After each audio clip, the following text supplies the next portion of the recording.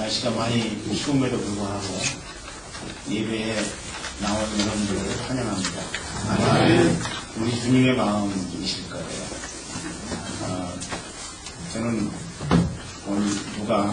오늘 주일은 1도에서 4도밖에 안 된다고 그렇게 해가지고 내복을 벗고 왔습니다. 아침에 나오는데 얼마나 춥던지. 장고인이 앞에 앉아 있습니다. 제가 또 듣기로 이번 주간에는 영상의 온도를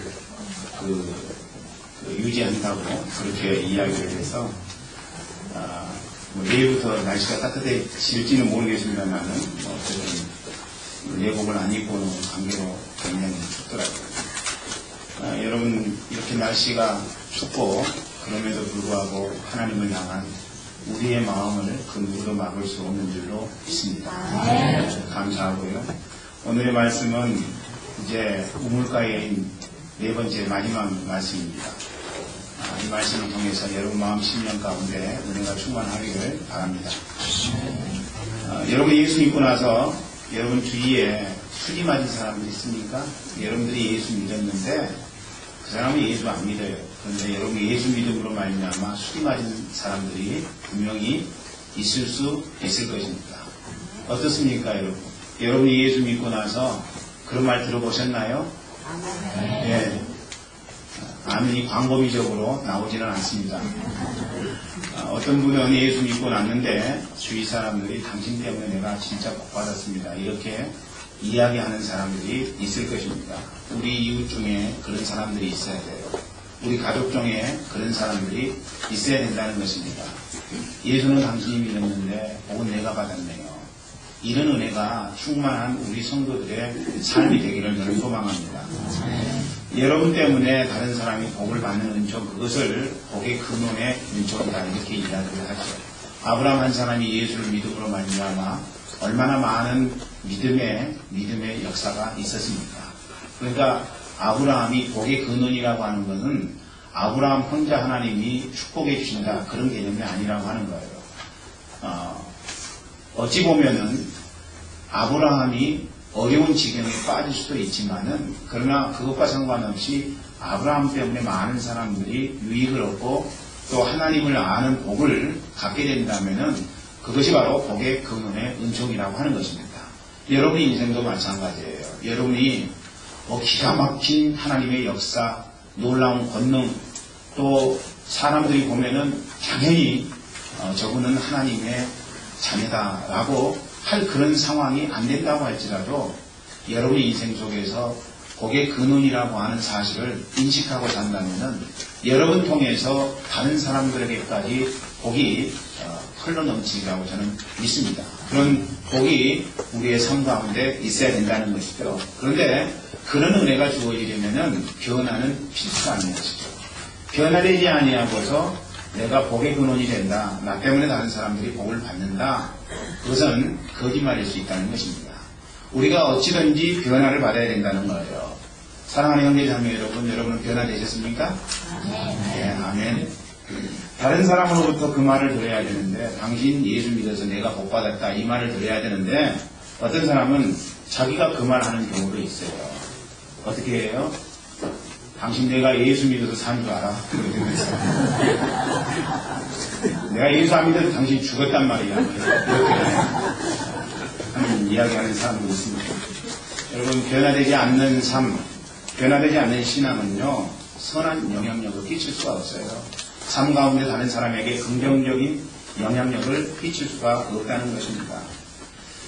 그래서 오늘은 예수 믿고 변화된 삶에 대한 말씀입니다. 말씀을 통해서 여러분 모두 다 변화되어 주위 사람들에게 놀라운 은혜를 또 놀라운 선물을 하는 복되고 귀한 생애가 되길 주의 이름으로 축원합니다.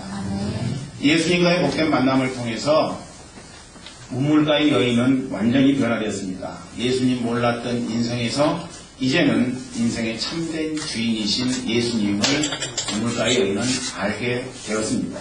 과거 그녀의 삶은 어떤 삶이었습니까? 욕망을 찾아 삶을 살아가는 그런 인생이었습니다. 그런데 욕망을 추구하던 그녀의 인생이 변화됐습니다. 예수님 위해서 살겠다고 결단한 인생이 되었다고 하는 것입니다. 그렇다면 이제 우물가의 여인의 변화는 구체적으로 어떤 변화일까요? 여러 가지 많은 변화가 있을 수 있습니다만은 오늘 말씀을 통해서 두 가지를 여러분에게 이야기하고자 합니다. 그녀의 첫 번째 변화는요, 물동이를 버리는 것이었습니다.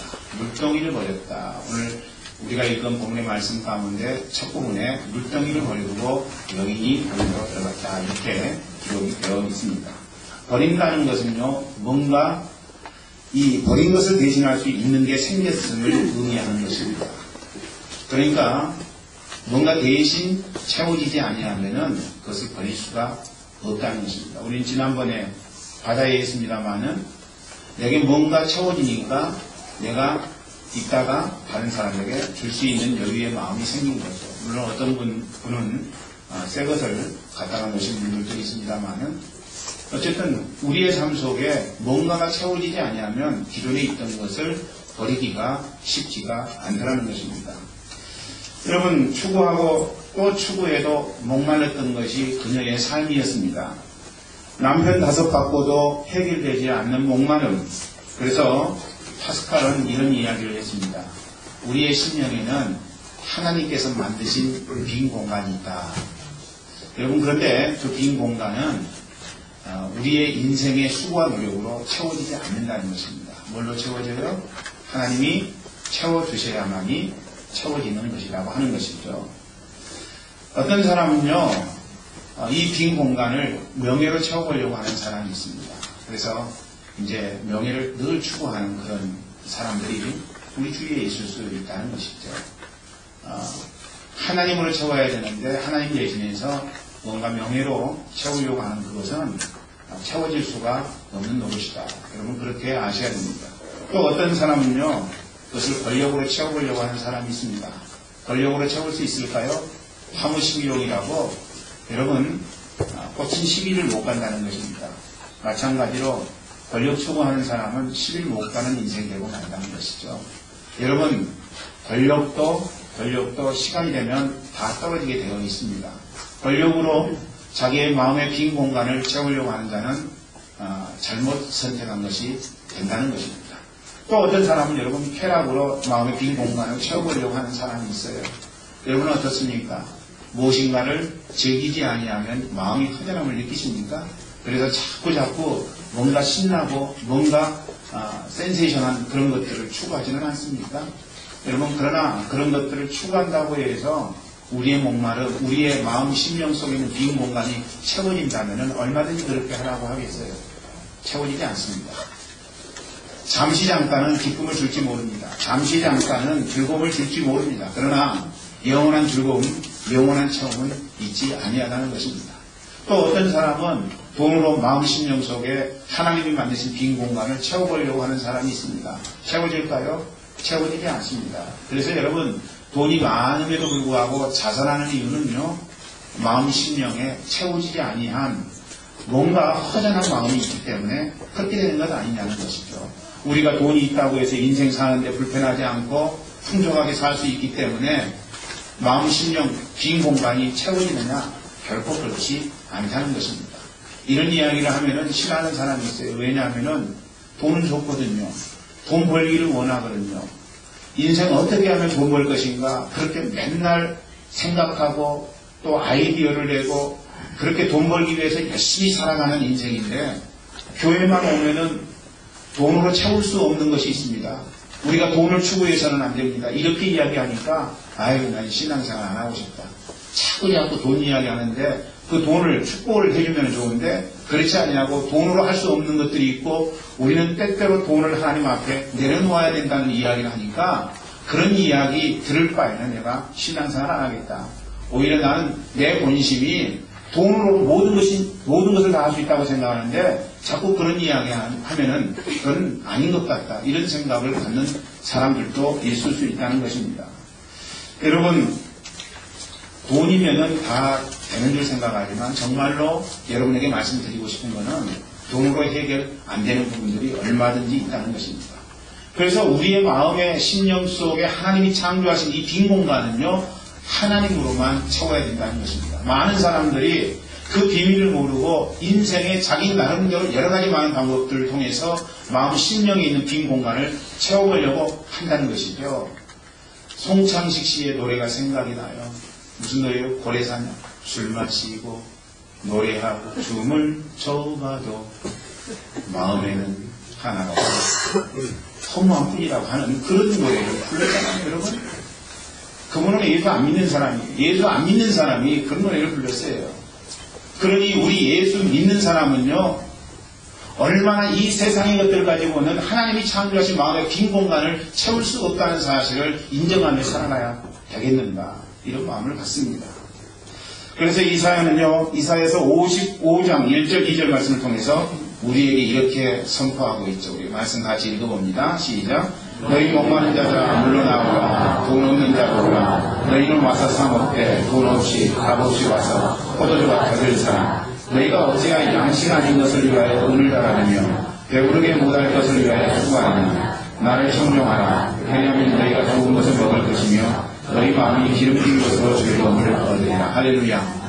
오늘의 말씀 통해서 우리 주님이 우리에게 허락해 주시는 것은 우리의 수고로 우리의 마음의 빈 공간을 채울 수 없다는 것입니다. 여러분, 우리가 배부르기 위해서 은을 달아준다고 해도 우리의 배를 채울 수가 없다는 거예요. 그게 하나님 말씀입니다. 뭘로 채워야 된다고 이야기하고 있습니까? 주님께 나와서 주님께서 값없이 주는 포도주와 젖을 먹을 때에 그 마음 심령의 마음의 빈 공간이 충만하게 채워진다는 사실을 우리에게 말씀해 주시는 것이죠. 그렇습니다. 사람은 하나님으로만 만족할 수 있습니다. 여러분 믿으십니까? 예.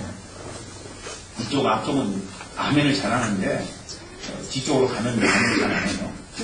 여러분, 내 마음 심령 공간에 빈 것을 하나님으로만 채울 수 있다고 믿으십니까? 아멘. 그렇게 아멘 좀 했으면 좋겠어요. 아멘에서 뭐 돈 나갑니까? 돈 나가는 거 아닌데 아멘 좀 잘했으면 좋겠어요. 왜냐면은 우리가 자꾸 아멘하면 우리의 신앙이 아멘 신앙이 되는 거예요. 아멘 신앙이 되는 인생이 하나님이 놀라운 은혜들을 저는 부어주신다고 생각을 합니다. 우리의 생각하는 것이 우리의 입술을 통해서 나오게 되는 거고, 우리가 입술을 통해서 인정할 때 우리의 삶도 그렇게 될 줄로 믿습니다.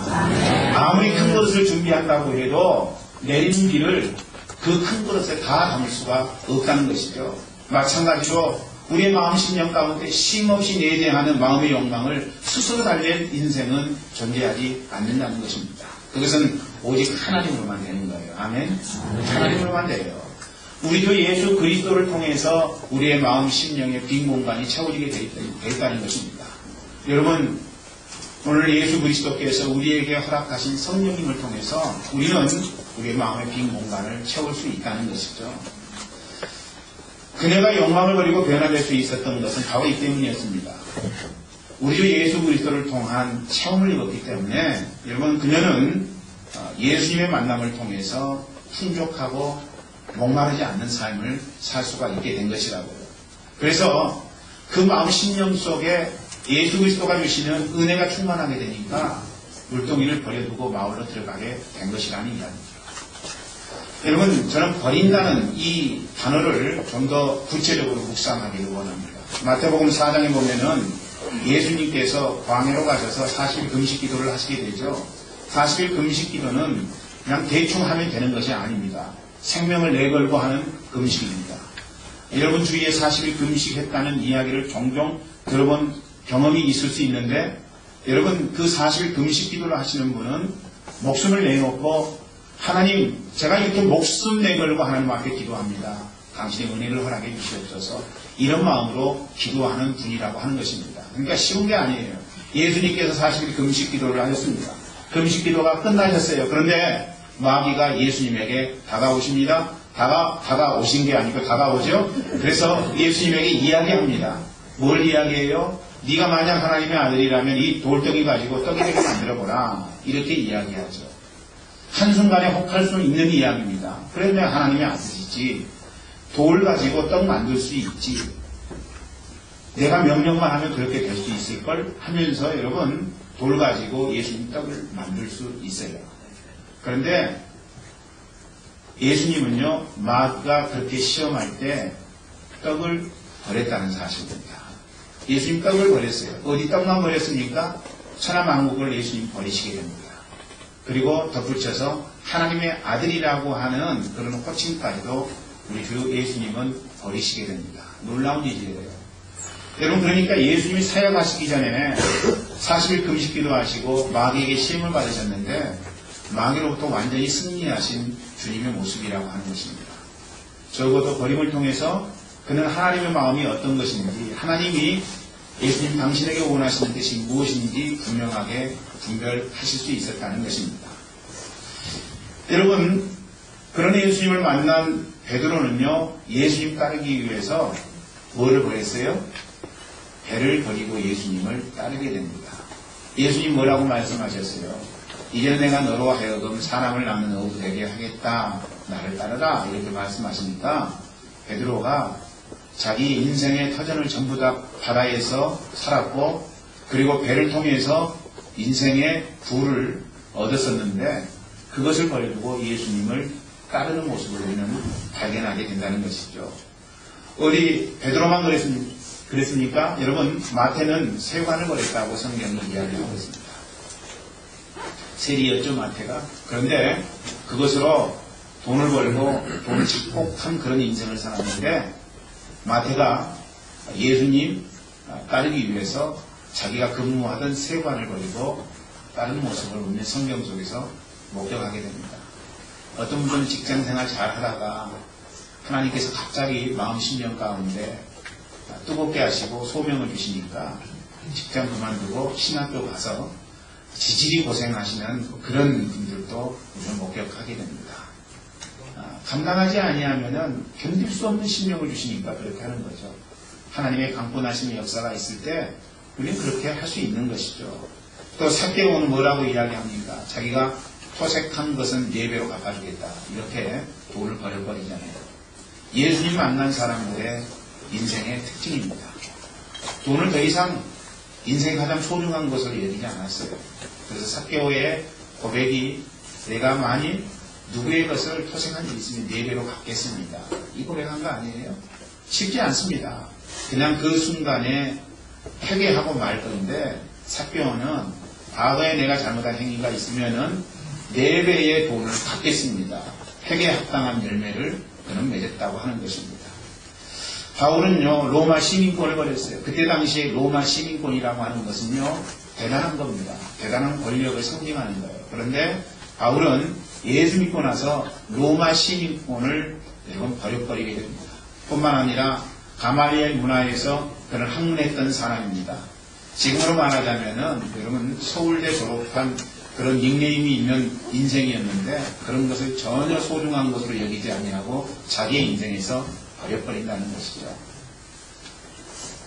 여러분, 뿐만 아니라 바울은요, 모든 것을 자기 인생 가운데 주어진 모든 것을 배설물로 여겨버리고 맙니다. 배설물은 뭐예요? 똥 아닙니까? 똥.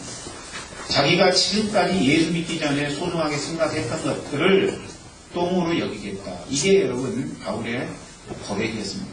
그리고 나의 달려갈 길과 주 예수께 받는 사명, 곧 하나님의 은혜의 공을 증거하는 일을 마치지 않으면 나의 생명을 조금 더 귀한 것으로 여기지 아니하겠다. 할렐루야. 자기의 생명까지도 주님 앞에서 버릴 수 있다는 고백을 바울은 했던 것입니다. 버림의 은총은요, 예수님으로 채워지게 가능한 거예요. 예수님으로부터 체험을 받지 않았는데 교회 나온다고 순식간에 그렇게 될 것 같습니까? 어려워요. 쉽지 않습니다. 예수를 믿기는 믿지만 여전히 예수 믿는 것과 상관없이 내 인생길을 걸어가는 것은 따로 하는 그런 신앙인들이 얼마나 많이 있는지 모릅니다. 하나님의 말씀 앞에 내가 응답하기로 작정했으면은 그 하나님의 말씀 앞에 내 인생이 좋든 나쁘든 내 인생이 꽃이 피든 꽃이 지든 상관없이 우리가 응답해야 된다는 것이죠. 그런데 많은 사람들이 그런 삶을 살지 않더라는 것이죠. 여러분, 비밀이 있어요. 그건 뭐냐면은 예수님으로 내 마음 심령이 충만해져야지 버릴 수 있다는 것입니다. 예수님으로 충만해지지 않고서는 아무리 명설교가가 설교를 한다고 해도 삶이 되지 않아요. 버릴 수 없게 됩니다. 저는 우리 교회 모든 분들이 예수님으로 마음 심령이 충만하셔서 버려야 될 것, 더 이상 소중하게 여기지 않아야 될 것, 주님 앞에 내려놓는 은혜가 있기를 주의 이름으로 축원합니다. 여러분, 그냥은 안 버려져요. 이 체험이 있었기 때문에 여인은요, 목마름을 해결해 주었던 그 물동이를 버려둘 수 있었다는 것입니다. 날마다 물길로 가지 않았어요, 여러분? 그것도 사람들 피해서 자기만 기를 수 있는 시간에 우물가로 가서 물을 기르지 않았습니까? 그리고 예수님에게 하소연한 것이 나로 하여금 날마다 물 길러 오지 않도록 영원히 목마르지 않은 그런 생을 허락해 주십시오. 이렇게 이야기하지 않았어요? 그러니까 여러분, 이 여인은요, 이 물동이 가지고 날마다의 목마름을 해결했던 거예요. 그런데 그 물동이를 지금 여인이 버렸다는 것입니다. 반면에 부자 청년은 돈이라고 하는 물동이를 결코 버릴 수 없었습니다. 율법을 다 지켰느냐? 지켰습니다. 그러면은 네 갖고 있는 것을 가난한 사람을 위해서 베풀라라고 이렇게 이야기하니까 이 부자 청년은 근심해서 예수님 곁을 떠났다고 성경은 이야기하고 있습니다. 버릴 수 없었던 거예요. 왜냐하면은 그의 마음 심령 속에는 예수가 존재하지 않았기 때문입니다. 고린도후서 3장 5절은 그것을 우리에게 이렇게 이야기해 주고 있습니다. 고린도후서 3장 5절 읽어볼까요? 시작. 우리가 무슨 일이든지 우리에게서 난 것까지 생각하여 스스로 만족할 것이 아니니 우리의 만족은 오직 하나님께로서 나느니라. 할렐루야. 여러분, 우리의 만족은 우리에게서 나는 게 아니에요. 누구로부터 나느냐? 하나님으로부터 나는 것이 아닌 사실입니다. 저는 우리 교회 모든 성도들이 이 사실을 분명하게 확인하고 살았으면 좋겠습니다. 그렇습니다. 예수 만난 사람들은요, 버려야 될 것을 과감하게 버리는 사람들입니다. 그릇은 비울 때 채워져요. 큰 옷도 벗을 때 새 것을 취할 수 있게 된다는 것 아니겠습니까? 채움은 그래서 온전하게 우리가 버릴 때 일어나는 일입니다. 그 버림은 여러분 세 가지 개념으로 나타날 수 있습니다. 첫 번째, 자기 부인이에요. 여러분 버릴 때 우리가 한 모양으로 나타날 수 있는 건 뭐냐면은 자기 부인이라고 하는 것입니다. 욕심, 여러분 우리는 부인해야 돼요. 우리의 마음속에 있는 욕심, 자꾸 욕망이 우리의 마음속에 생길 때 여러분 그것을 부인해야 된다는 것입니다. 또 이기주의가 우리의 마음속에 우리를 주장할 수 있습니다. 이기적인 마음이 우리를 주장하려고 할 때 여러분 우리는 그 이기적인 마음을 부인해야 돼요. 제자가 되려면은 부인하라고 이야기하고 있지 않습니까? 자기를 부인하라는 것이죠. 또 자만심이나 자존심, 우리는 그런 것을 부인해야 된다는 것이고, 어떤 사람은 사람들 박수에 살고 사람들 박수에 죽는 사람이 있습니다. 여러분 우리는 사람들의 박수에 대해서도 부인해야 돼요. 내가 자꾸 박수 받으려고 하면은요, 그건 온전한 인생으로 연결되지 않는다는 것이죠. 그래서 우리 교회 모든 분들은 박수 받기를 즐거워하지 않기를 원합니다. 박수가 없어도 우리 주님께서 우리의 마음 심령 속에 충만하면은요, 얼마든지 박수 받지 않고도 주님이 일할 수 있어요. 여러분, 저는 우리가 자기 부인의 아름다운 은총이 삶 가운데 넘치기를 소망합니다. 두 번째로는요, 내려놓음이에요, 내려놓음. 이영주 전도사님 내려놓음이라고 하는 책도 썼습니다만은 내려놓는 거예요. 뭘 내려놔요? 여러분, 우리 환경을 내려놔야 되는 거예요. 나는 너무나도 열악한 환경 속에서 살고 있습니다. 그거 하나님 앞에 환경 내려놔야 돼요. 하나님이 우리를 생각하시면 우리를 복된 곳으로 인도하여 드리리라고 하는 그런 믿음을 갖고 오늘 우리의 삶 속에 있는 환경 내려놓으세요. 걱정하지 마세요. 여러분, 하나님께서 여러분을 어떻게 인도하실지 모르지만 어떻게 인도하시는지 나는 그 환경 속에서 하나님 앞에 감사하겠습니다. 환경을 내려놔야 돼요. 내려놔야 됩니다. 또 여러분, 미래를 내려놔야 돼요. 내 미래는 어떻게 될 것인가. 이것 때문에 너무나도 힘들게 인생을 사는 사람들이 있어요. 여러분, 우리 예수 믿는 사람들은요, 예수 앞에 아름답게 응답하고, 그리고 적어도 내일을 걱정하지 않냐고 오늘 성실하게 인생을 살아간다면 하나님께서 믿음의 역사로 우리를 인도해 주실 것이라고 하는 그런 미래에 대한 불안감을 떨쳐버리는 사람들입니다. 가족의 미래에 대해서 여러분 혹시 걱정하시나요? 걱정하지 마세요. 하나님이 여러분 가족들을 아름답게 인도하실 것입니다. 걱정하지 마세요. 여러분, 그 미래조차도 하나님 앞에 내려놓으시라는 이야기죠. 내 남편의 미래는 어떻게 될 것인가? 걱정하지 마세요. 주님 앞에 내려놓으세요. 여러분 자녀의 미래는 어떻게 될 것인가? 걱정하지 마세요. 여러분이 예수 믿고 여러분 자녀가 예수 믿는다면은 그 미래를 하나님 가장 최고의 것으로 허락하시지 않겠어요? 믿음의 응답을 할 뿐이지 미래에 대해서 걱정할 필요가 없다는 것이죠. 미래에 대해서 내려놓으셔야 된다는 것입니다. 여러분 뿐만 아니라 저는 여러분들이 두려움도 내려놓고 염려와 걱정, 근심도 내려놓기를 원합니다. 적어도 하나님이 내 인생을 붙들어 주시고 그래서 내가 천국 갈 확신이 있는 인생이라면 지금 당장 죽어도 하나님 나를 천국으로 인도하여 드리는 것이고 그건 손해보는 작업 아니에요. 중병에 걸렸을까? 여러분 두려우십니까? 두려워할 필요 없어요. 막말로 말해서 우리가 죽으면 천국까지 믿자야 본전 아니에요. 믿자야 이익이라고 하는 것입니다. 절대 손해보는 삶이 아니에요. 여러분은 죽음에 대한 두려움이 있지만은 여러분 우리가 적어도 내세가 있다고 믿는 사람들 아니겠습니까? 그렇게 고백한 사람들 아니겠습니까? 천국이 분명히 있다는 사실을 인정한다면은 걱정할 거 전혀 없다는 것이죠. 하나님이 나를 인도하시는데 뭐가 걱정이겠어요? 그래서 오늘 우리의 삶 가운데서 해야 될 작업은 뭐냐면 내려놔야 되는데 걱정, 근심, 염려 내려놓으세요. 아무것도 염려하지 말고 오직 모든 일에 기도와 간구로 너희 구할 것을 감사함으로 하나님께 아뢰라. 그리하면 모든 지각에 깨어난 하나님의 평강이 너희 마음과 생각을 지키시리라. 할렐루야.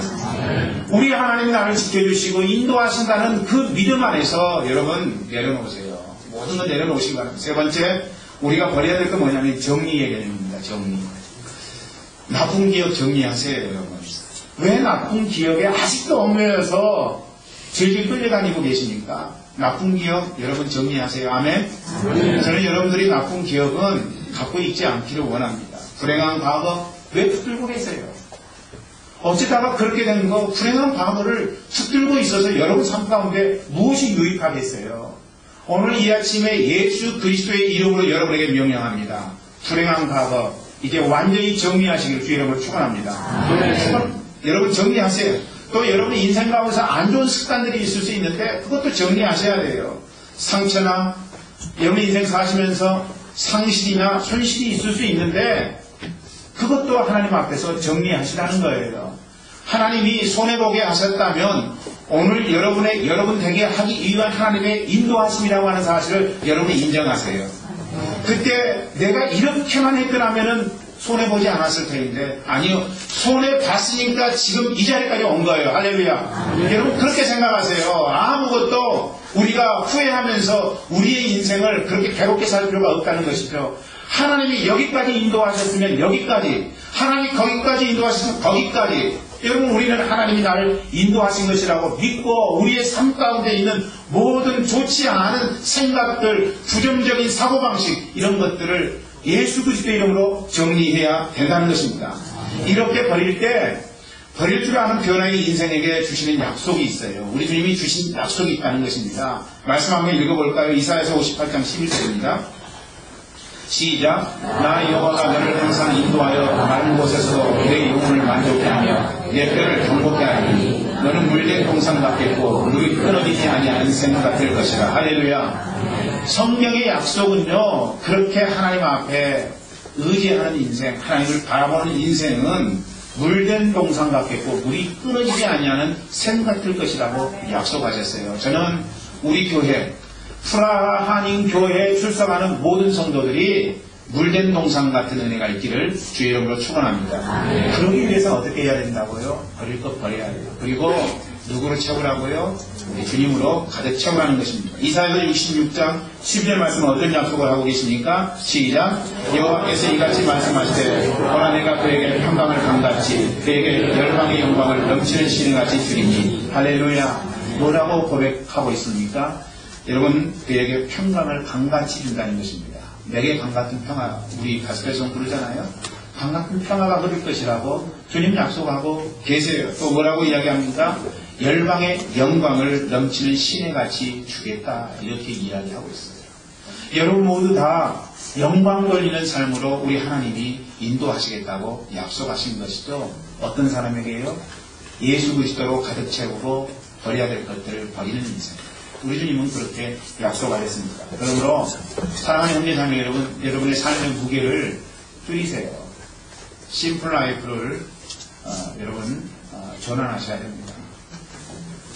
자꾸 뭔가를 모으고 그리고 비대해지게 하지 말고요. 하나님이 채워주시면 또 버리고 하나님이 또 공급하시면 또 버리는 그런 인생을 여러분이 계획하셔야 된다는 것입니다. 저는 여러분 모두가 다 여러분 욕망의 줄을 붙잡지 않기를 원합니다. 이 욕망의 줄을 붙잡고 그거 죽어도 안 나는 인생 줄을 놔야 돼요. 여러분 줄을 놔야 됩니다. 그래야 그때부터 하나님의 은혜가 우리의 마음 심령 속에 삶 가운데 넘치게 된다는 것이죠. 아이가 걸음마를 떼기 위해서는 어떻게 해야 돼요? 엄마의 손을 놔야 돼요. 엄마의 손을 놓지 않으면 걸음마를 뗄 수가 없게 되는 것이죠. 손을 놓는 것은 자기 자신을 종으로 만드는 끈을 끊는 것입니다. 여러분 끊어야 돼요. 버려야 되는 것이죠. 그것은 손실이 아니라 발전이고 자포자기가 아닌 변화를 위한 세운 선택이 되는 것입니다. 저는 여러분들이 이런 선택을 하기를 소망합니다. 여러분의 인생에 있어서 아직 깨어지지 않은 향유 옥합은 무엇입니까? 여러분의 수중에 있는 것 중에 버려야 될 것은 어떤 것입니까? 주님은 오늘 버리기를 원하십니다. 버리는 용기를 가지세요. 여러분 교육 용어 중에 회계학습이라고 하는 단어가 있는데 그 뭐예요? 버림을 통해서 배우게 된다는 것이죠. 버림을 통해서 배우게 된다는 거예요. 그래서 좋지 않은 이것을 버림을 통해서 또 다른 것을 경험하게 되는 은총이 우리의 삶 가운데 있을 수 있다는 것이고, 그래서 저는 여러분들이 회개학습이 되기를 원합니다. 자꾸 예수 안에서 버림을 통해서 하나님이 채우시는 그런 은총을 학습해야 된다는 것이죠. 그래서 버림의 은총을 기대해야 합니다. 여러분 버리는 것은요, 버리는 것은 아름다운 것입니다. 참된 변화는 버림으로부터 시작됨을 여러분 마음속에 새기세요. 그래서 아직까지 여러분들이 버리지 못하고 붙잡고 있다면 그거 버리세요. 아셔야 될 것은요, 천국은요 그냥 가는 거 아니에요. 여러분이 천국 예수 믿으면 가지 이렇게 생각하지 않았으면 좋겠어요. 천국이라고 하는 것, 그곳은요 우리 삶의 연장선상입니다. 그러니까 이 땅의 삶은 우리가 예수를 믿은 순간부터 어떤 현장이 되느냐, 천국에 들어가기에 합당한 훈련 장소가 되는 거예요. 그러니까 이 땅에서의 삶이 주님 앞에 합당하게 살면은 천국에서의 삶도 생명과 풍성이 넘치는 삶이 될 것이고, 이 땅에서 여러분들이 그냥 형편없이 사는 인생이라면은 주님 앞에 섰을 때 부끄러울 거예요. 저는 여러분들이 이 땅 살면서 버리는 연습을 하기를 원합니다. 여러분이 자꾸 버리면은요, 우리가 이 모습 그대로 하나님 앞에 가게 될 것인데, 천국에서 하나님이 채워주시고 보상하시는 역사가 있다는 것입니다. 그런데 이 땅에서 살면서 예수 믿었음에도 불구하고 하나도 안 버려. 자꾸 모으기만 해. 비대해지고 뚱뚱해지는 그런 삶을 살게 된다면은, 여러분 우리는 분명히 하나님 앞에 그 모습 그대로 가게 될 것인데, 하나님 앞에 섰을 때 하나님 우리에게 뭐라고 하실까요? 너무 뚱뚱하다. 내가 너에게 더 이상 줄 것이 없구나. 이렇게 이야기할지도 모른다는 것이죠. 신랑 되신 예수님 앞에서 어쩌면 우리의 인생은 부끄러움을 당하는 인생이 될 수도 있다는 것입니다. 그래서 저는 여러분들이 예수님 안에서 참된 변화를 갖는다면 첫 번째로 해야 될 작업, 버리는 은총이 있기를 소망합니다. 버림을 통해서 여러분 모두가 하나님의 은총 안에 있기를 주의 이름으로 간절히 축원합니다. 그녀의 두 번째 변화는 뭐였느냐면요, 동네로 들어가 사람을 만나는 것이었습니다. 첫 번째는 뭐라고요? 버렸다는 거예요. 버렸다는 거, 물동이를 버렸던 거예요. 두 번째로는 이 여인이 동네에 들어가 사람을 만났다는 거예요. 놀랍습니다. 날마다 사람을 피해서 물 길르러 왔던 여인 아니겠습니까? 그런데 그녀가 지금 사람을 만나러 동네 안으로 들어갔어요. 여러분 이 상황을 어떻게 보십니까? 그냥 그럴 수 있지라고 생각하십니까? 그럴 수 있는 부분이 아니라고 하는 거예요. 그렇게도 사람 만나기 싫어서 남들 다 물 길르러 오지 않을 때 물 길었던 여인입니다. 그런데 이 여인이 사람을 만나러 갔다고요. 보통 일이 아닙니다. 이 상황을 무엇으로 설명할 수 있겠습니까? 지금 동네로 들어가서 사람을 만나는 것이죠. 그녀는 그토록 사람을 피하면서 살았던 삶에서 180도 완전히 달라진 상황을 연출했습니다. 무엇 때문이냐는 것이죠. 다른 건 아니에요. 자기가 만난 생명의 주님 소개하기 위해서 그녀는 동네 안으로 들어갔다는 것입니다. 여러분, 그게 바로 사명이라고 하는 것입니다. 사명이에요. 어떤 사람은 예수 막 믿고 나서 사명을 갖는 사람이 있는가 하면, 어떤 사람은 예수를 오랫동안 믿었음에도 불구하고 사명을 갖지 못하는 인생이 있습니다. 저는 오늘 이 아침에 우리 교인 모두가 다 사명에 살고 사명에 죽기를 원합니다. 여러분, 당연히 예수 믿으면은 사명을 가져야 된다는 것이죠.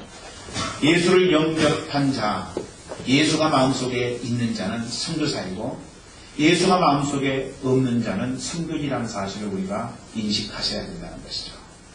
여러분, 저는 여러분들이 예수를 마음 심령 속에 모신 선교사로서 예수가 없는 선교지에 선교하기를 주의 이름으로 간절히 소망합니다. 여러분 모두 다 예수님을 나를 위해서 죽으시고 부활하시고 내 인생의 주인이 되신다는 사실을 받아들이신 분들 아닙니까? 그렇다면 그런 분이 해야 될 가장 소중한 일은 예수님 만난 사실을 증거하는 거예요. 와보라. 여러분, 왜 돈 벌려고 해요? 무엇 때문에 돈 벌려고 합니까? 여러분이 예수 믿기 전에는 돈 벌려고 하는 이유가 이 세상 잘 살기 위한 목적이었어요. 그런데 여러분이 예수 그리스도를 마음속에 영접하는 그 순간부터 여러분은 새로운 사명으로 무장한 주님의 백성이 되었습니다. 뭐예요? 왜 돈 벌어야 돼요? 여러분, 그 돈 벌어서 하나님 말씀 증거하고 성경의 귀한 사명 감당하고 교회를 교회되도록 만들기 위해서 여러분 돈을 벌게 된 것이라고 하는 것입니다. 새로운 사명입니다. 옛날에는 잘 먹고 잘 살기 위해서 여러분 돈 벌어야 됐다면은 이제는 여러분 바뀌어야 된다는 것입니다. 예수님을 믿었음에도 불구하고 동일하게 옛날과 똑같은 인생을 산다면, 사명이 바뀌어지지 않는다면은 여러분 그건 변화라고 할 수가 없는 거예요. 그런 인생은 하나님의 은총 안에 놀라운 은혜를 경험할 수가 없다는 것입니다. 오늘 그래서 우리는요 바뀌어야 돼요. 여러분, 왜 승진해야 돼요? 저는 할 수만 있다면 여러분들이 다 법인장이 되고 다 사장이 되고 다 회장이 되기를 원합니다. 이재용 씨나 이부진 씨는 아버지 잘 만나가지고 뭐 했는지 모르겠지만은 사장이 됐잖아요. 사장이 됐습니다. 근데 여러분은 백도 없고 돈도 없고 부모가 잘나지도 않아가지고 밑에서부터 열심히 일해도 올라갈 수 있어요. 눈치 봐야 되고 상사고. 회장님이 오셔서 이 사람 승진시켜줘. 이런 기회가 나에게도 있었으면 좋겠는데 그런 기회가 내 인생 가운데 과연 있겠느냐? 없단 말이죠. 최선을 다해서 남들 일하지 않을 때 일하고 열심히 그렇게 일을 하는데도 잘 안 되는 때가 많이 있어요. 여러분, 하나님 앞에 기도하세요. 하나님께서 여러분의 마음의 소원을 아시고 응답해 주실 줄로 믿습니다. 그런데 여러분 중요한 거는 여러분이 어떤 인물이 되느냐, 이게 중요한 게 아니라고 하는 것입니다.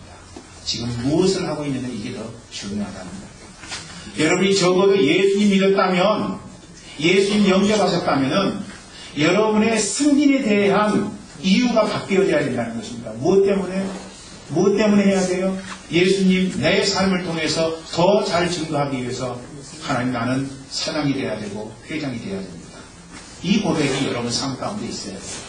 그냥 승진해서 사장이 되고 회장이 되어서 떵떵거리며 살기 위해서 여러분 그런 목적으로 승진해야 된다고 생각하면은 여러분 변화가 아니에요.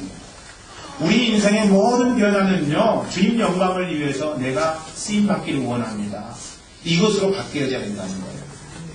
우리 교회에는 청소년들이 있습니다. 우리 청소년들의 마음속에도 그런 마음이 있기를 원합니다. 하나님, 제가 커서 하나님 영광을 위해서 살겠습니다. 저를 붙들어 주세요. 저의 삶을 인도해 주세요. 평범하게 살고 싶지 않습니다. 하나님, 당신께서 하실 수만 있다면 저를 써주시옵소서. 그러나 당신이 써주시면 제가 배은망덕 하지 아니하고 하나님 영광을 위해서 인생을 살겠습니다. 사명을 위해서 인생 살겠습니다. 이런 고백과 기도를 드리시라는 거예요. 여러분, 우리 부모들이 해야 될 작업은 그렇게 아이들을 인도해 주는 작업이에요. 그런 생각을 갖고 주님 앞에 응답할 수 있도록, 그런 마음의 결단을 갖고 주님 앞에 아름답게 살아갈 수 있도록 만들어주는 것, 이것이 우리 부모가 해야 될 가장 소중한 일이라고 하는 거예요. 이 일보다 더 앞장서서는 안 됩니다. 다른 게 앞장서서는 안 된다고 하는 거예요. 아직도 여러분 그런 사명을 일깨워주지 않았다면은 왜 우리가 사명 속에서 살아가야 되는지를 가르쳐 주시고요. 그것을 위해서라면 목사님 부탁합니다. 이런 부탁해도 괜찮아요. 다른 것보다도 더 해야 될 일은 그 작업이라고 하는 거예요. 저는 우리 청소년들이 이 사실만 분명하게 확인하고 갈 수 있다면은 그런 인생은 어느 곳에 가도 어떤 시점에 있어도 저는 낙심하거나 실망하지 않는 그런 인생이 되리라고 믿습니다. 여러분 부모들이 그 작업을 해주셔야 돼요. 그 작업을 해주셔야 됩니다. 그런 거에 여러분 우리가 이 땅에 살면서 이 세상 살아가며 잘 돼야 되는 이유가 다른 것 아닙니다. 하나님의 사명을 이루는 자 되기 위해서 우리는 잘 돼야 된다는 것이죠. 여러분 그 사명은요 민족 중흥의 역사적 사명은 아닐 것입니다. 그건 분명합니다. 우리의 사명은요 바로 예수 그리스도 나에게 구원을 허락해 주시고 나에게 영원한 생명을 허락해 주신 그 주님 앞에 아름답게 응답하고 아직도 예수를 알지 못하는 사람들에게 예수 증거하기 위한 그런 사명, 여러분 그런 사명을 갖는 것이 우리의 삶 가운데 필요하다는 것이죠. 이 개념이 없다면 우리는 아직 덜 변화된 사람이라고 하는 거예요. 변화되지 않은 거죠. 예수 믿었는데 예수님에 대해서 부끄러워해요. 여러분 혹시 그렇지 않습니까? 지금 빔 프로젝트 싸서 다 성경책을 이렇게 갖고 다니는 분은 갖고 다닙니다만 안 갖고 다니는 분들은 대부분이죠. 그런데 저는 성경책, 찬송가 여러분들이 갖고 다니기를 원합니다. 갖고 다니세요. 우리 교인들 그런 교인들이 되기를 원합니다. 서울 큰 교회 조사를 해봤더니 빔 프로젝트 쌌더니 성경책을 안 갖고 다니는 사람이 4분의 3이어서 빔 프로젝트 안 사고 그냥 성경책 찾아서 읽고 찬송 찾아서 찬송하는 그런 시도를 선택했다고 합니다. 여러분 성경 말씀을 갖고 다녀요. 그런데 이제 70년대 80년대에는요 전부 다 성경책을 갖고 다녔어요. 그래. 성경책 갖고 다녔어요. 목사님들이 이렇게 갖고 다니고 성도들은 이렇게 갖고 다녔는데 어떤 사람들은 이렇게 갖고 다니는 사람이 있어요. 그러니까 물건 중에 하나인 거예요. 성경책. 생명의 말씀이 너무나도 소중해서 이렇게 갖고 다니는데 이제 목사님들이 주로 이렇게 갖고 다니기 때문에 성도들은 이렇게 갖고 다녔잖아요. 근데 이렇게 갖고 다니는 사람도 있고 그래서 이런 사람들은 조금 나아요. 이게 성경책 찬송가 보면은 옛날에는 빨갰잖아요. 빨간 이 성경이었는데 그거 대본에 드러나요. 그러니까 너도 교회 다니냐 이 말 듣기 싫어가지고 노란 봉투에다가 넣어서 다니시는 분들이 있었어요. 70년대 80년대 혹시 여러분들 중에 그런 경험이 있는지 모르겠어요. 주님이 부끄러운 거예요. 내가 예수 믿는다는 사실을 다른 사람이 아는 것에 대해서 창피한 거예요. 여러분 혹시 그런 삶을 살고 있지는 않습니까? 그런 사람은요 변화된 것이 아니라 변장이죠. 변장. 주님이 부끄럽다면 변장하는 거예요. 중국 사람들 대단하더라고요. 여러분 뉴스에 보니까 썩은 오렌지에다가 물감 칠해가지고 싱싱한 오렌지인 것처럼 해가지고 팔았다고 하잖아요.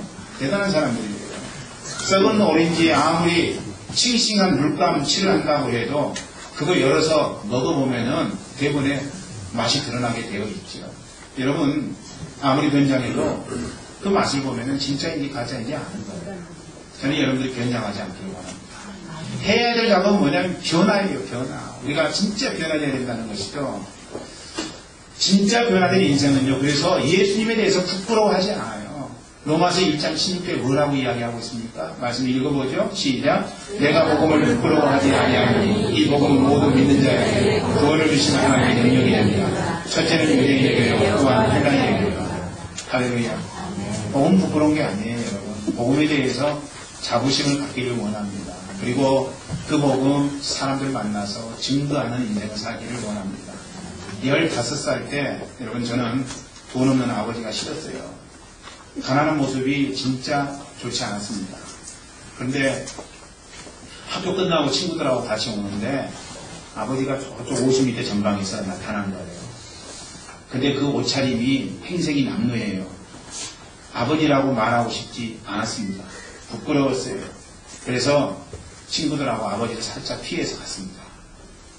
그러고 나서 하루 내 마음이 아팠어요. 죄책감에 시달렸습니다. 내가 미웠어요. 다른 친구들은 아버지 연탄 장수하는데 연탄 뒤에서 밀면서도 당당하게 사는데 나는 뭔가. 여러분 그렇게 생각을 했습니다. 근본적인 질문을 제 스스로에게 던졌어요. 지금도 그때 일을 생각하면은 죄송하고 화끈거리고 그래요. 그러나 그때 이후에 변화했습니다. 철드니까 아버지가 나에게 아무것도 해주지 않더라도 아버지 대신만 생각하면 감사한 거예요. 나에게 생명 주신 그 사실이 감사한 것 아니겠습니까? 그 상황이 고맙고요. 여러분 자식들 버려놓고 도망가는 아버지도 있는데 끝까지 책임지는, 자기의 생명을 다해서 책임지는 그 아버지가 자랑스럽습니다. 제 마음 가운데 우리 아버지 같은 분이 있어요. 과거에는 그렇게 했지만 내 아버지 같은 분이 있습니다. 근데 지금 돌아가고 안 계시잖아요. 그렇습니다. 주님 사랑 깨달은 자는요, 주님 부끄럽지 않아요. 여러분 주님 사랑 깨달으셨습니까? 부끄러워하지 않아야 돼요. 사명으로 나갑니다. 사명이 있기 때문에 과거와 현재의 자기 자신에 대해서도 부끄러워하지 않아요. 하나님의 크신 사랑으로 내가 하나님 자녀 된 거예요. 내가 어떠한 삶을 살았든지 그것은 나에게 이제 중요한 게 아니에요. 예수 믿은 이후로 하나님 나를 택해 주시고, 그리고 내 스스로가 하나님 믿음에 대해서 자랑스러워해야 된다는 것이죠. 사명은요, 자기 자신의 형편과 상황을 뛰어넘게 만듭니다. 그녀는 창녀와 같은 삶이 부끄러워서 사람들 앞에 서지 못한 여인이었어요. 그런데 예수님 만나고 그녀의 과거가 전혀 문제가 되지 않았다는 것입니다. 과거의 모든 삶을 극복할 수 있었어요. 사탄은 맨날 우리를 참소합니다.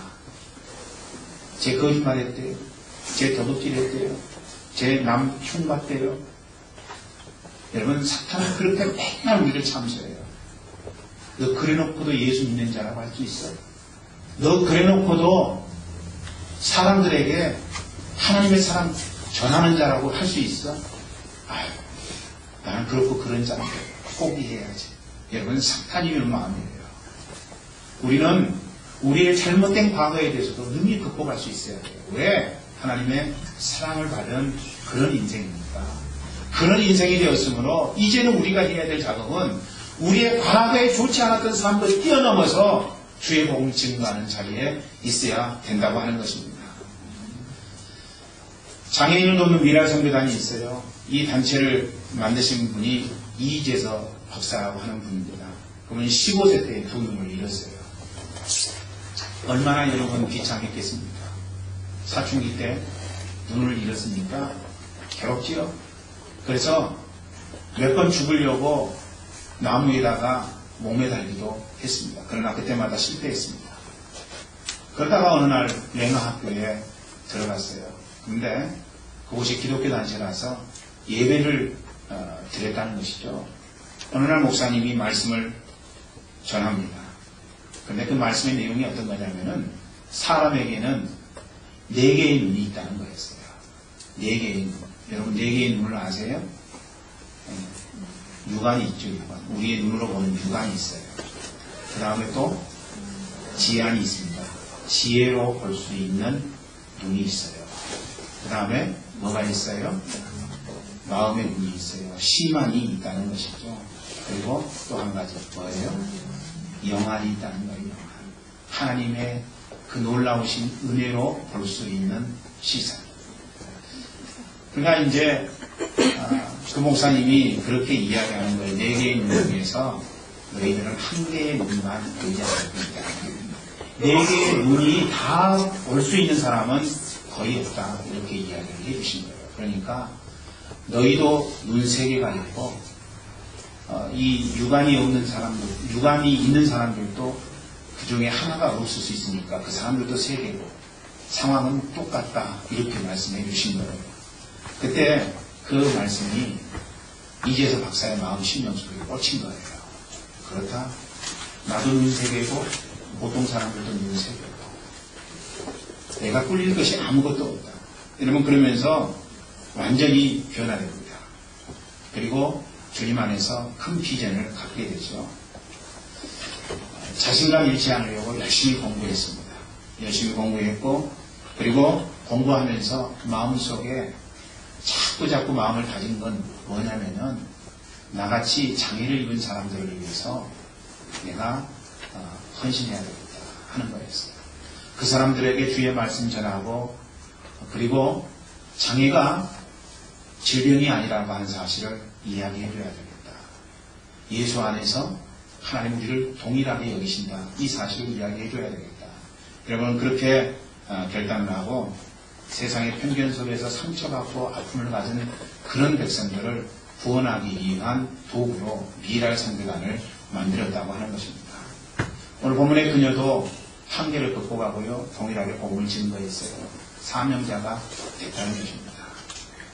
과거에는 여러분 전혀 하나님에 대해서 볼 수 없었고 시간도 없었고 그랬던 여인이었습니다. 그런데 예수님을 영접하자마자 그의 눈이 띄어지게 됩니다.